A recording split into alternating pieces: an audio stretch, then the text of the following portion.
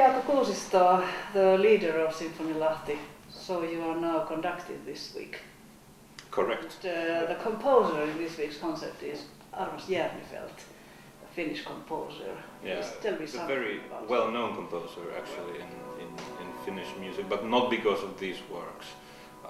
He has written a few pieces of music that are regularly played, and the one that is played all the time is the Berceuse. It's a very beautiful piece. Also, he has a little orchestra piece called Preludium, which is included in one of the suites that we are playing now. But the Preludium is the only piece from this music that is previously published. And the Preludium is an incredibly famous piece. It's recorded even by some major American orchestras, including Minnesota Orchestra has recorded that.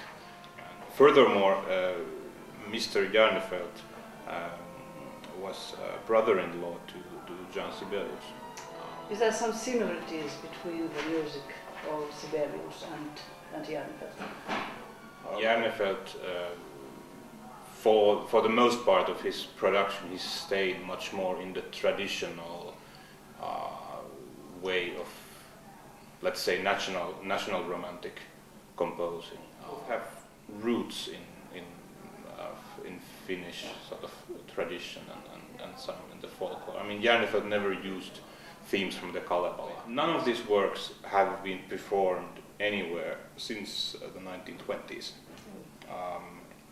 The main work in this concert, the Symphonic Fantasy, has not been played in concert anywhere since its premiere in 1895. And this is the only piece where Järnefelt really daringly sort of breaks out of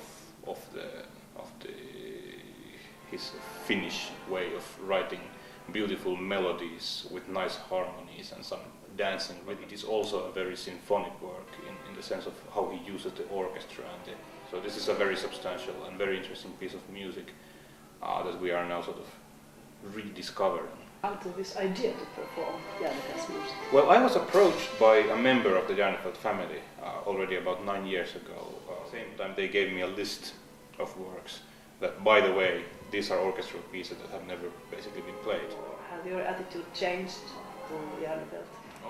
This concert includes so much more serious music and sort of deeper and more experimental also, especially in the symphonic fantasy.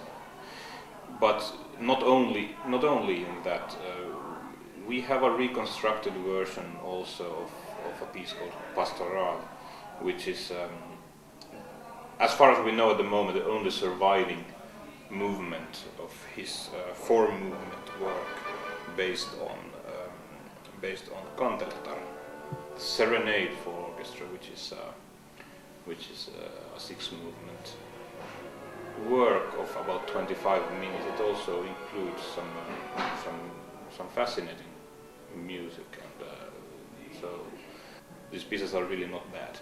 But there will also be lots of beautiful melodies in this concert. I mean, that was his real talent, I find, and many of these pieces are really very nicely done.